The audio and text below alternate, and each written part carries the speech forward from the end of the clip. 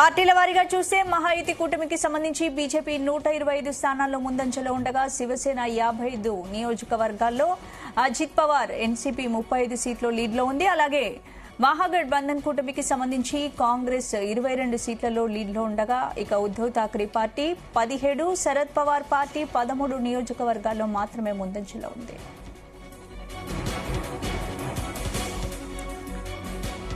ఇక మరాఠ్వాడాలో బీజేపీ కూటమి 37 సీట్లలో లీడ్లో ఉండగా, కాంగ్రెస్ కూటమి కేవలం 8 సీట్లలో ముందంజలో ఉంది. ఇక ముంబై మహానగరంలో 28 సీట్లలో బీజేపీ కూటమి ఆధిక్యంలో ఉండడం కనిపిస్తోంది. ఇక హస్తం కూటమి కేవలం 6 నియోజకవర్గాల్లో లీడ్లో ఉంది. ఉత్తర మహారాష్ట్రలో బీజేపీ కూటమి 25 స్థానాల్లో, కాంగ్రెస్ కూటమి 4 నియోజకవర్గాల్లో లీడ్లో ఉంది.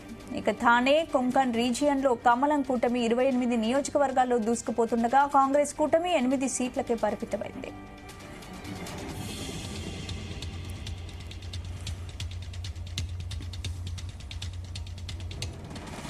ఇక విదర్భ ప్రాంతంలో బీజేపీ కూటమి, కాంగ్రెస్ కూటమి 19 స్థానాల్లో ముందంజలో ఉన్నాయి. పశ్చిమ మహారాష్ట్రలో బీజేపీ హవా కనిపిస్తోంది. కమలం కూటమి ఏకంగా 54 సీట్లలో లీడ్లో ఉండగా, కాంగ్రెస్ కూటమి కేవలం 13 సీట్లలోనే ముందంజలో ఉంది. ఔరంగాబాద్ జిల్లాలో కాంగ్రెస్ కూటమికి ఎంఐఎం పార్టీ చావు దెబ్బ కొట్టింది. ఇక ఓవైసీ పార్టీ 2 నియోజకవర్గాల్లో ముందంజలో ఉంది. మరో 2 నియోజకవర్గాల్లో 2వ స్థానంలో కనిపిస్తోంది. ఇక ఔరంగాబాద్ జిల్లాలో పతంగి పార్టీ దెబ్బకి కాంగ్రెస్ తీవ్రంగా నష్టపోయింది. ఆంధ్రప్రదేశ్ ఉప ముఖ్యమంత్రి పవన్ కళ్యాణ్ మహారాష్ట్రలో కాంగ్రెస్ కూటమిని చావు దెబ్బ కొట్టారు. తెలుగు ప్రజలు ఎక్కువగా ఉన్న ప్రాంతాల్లో ప్రచారం చేసిన పవన్ బీజేపీ కూటమికి విజయం సాధించి పెట్టారు.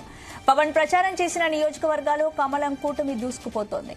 మహాయుతి తరపున పూణే కంటోన్మెంట్, బల్లార్పూర్, ఇక డెగ్లూర్, షోలాపూర్, లాతూర్లలో పవన్ కళ్యాణ్ ప్రచారం చేశారు. ఈ 5 ప్రాంతాల్లో బీజేపీ కూటమి భారీ ఆధిక్యం దిశగా దూసుకెళ్తోంది.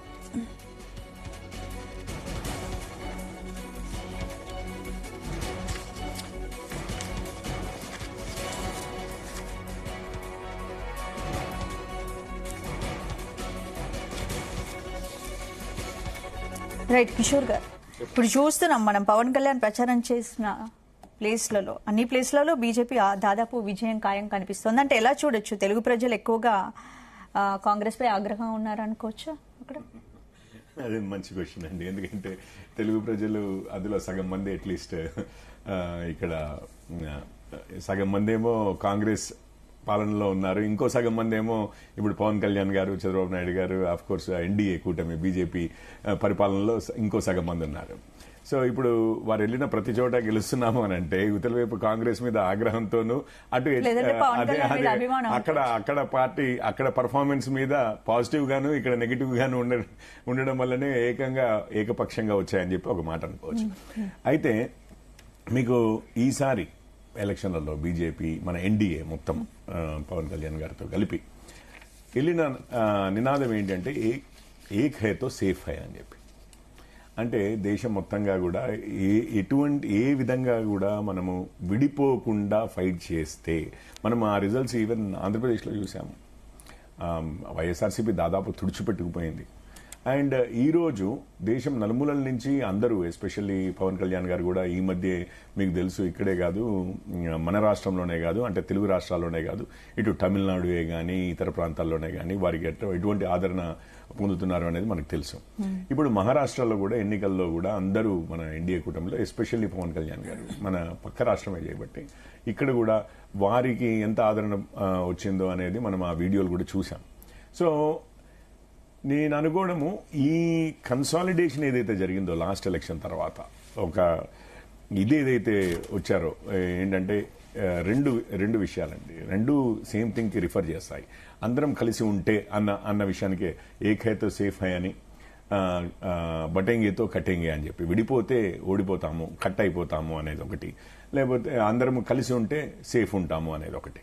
దానికి నిదర్శనమే వారి క్యాంపెయిన్ అయినా కానీ, క్యాంపెయిన్ సమయంలోనైనా కానీ, ఇప్పుడు ఓట్లు వచ్చిన విషయంలో కానీ దానికి నిదర్శనమే అని చెప్పి మనకు తెలుస్తుంది. మీరు అన్నారు బీజేపీవి దాదాపు, అంటే నేను ఒక 2 పాయింట్స్ ఇంట్రెస్టింగ్ పాయింట్స్ మనం మహారాష్ట్ర ఎలక్షన్ల గురించి మాట్లాడితే మీరు చూసినట్లయితే మహారాష్ట్ర ఎన్నికల్లో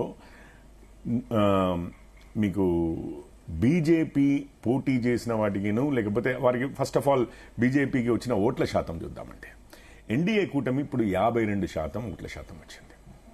బీజేపీకి అందులో 27.33% అంటే బేసికల్ రైట్. ఇక ఎన్నికల ఫలితాలకు సంబంధించి కేంద్ర మంత్రి బండి సంజయ్ మాట్లాడుతున్నారు. లైవ్ చూద్దాం.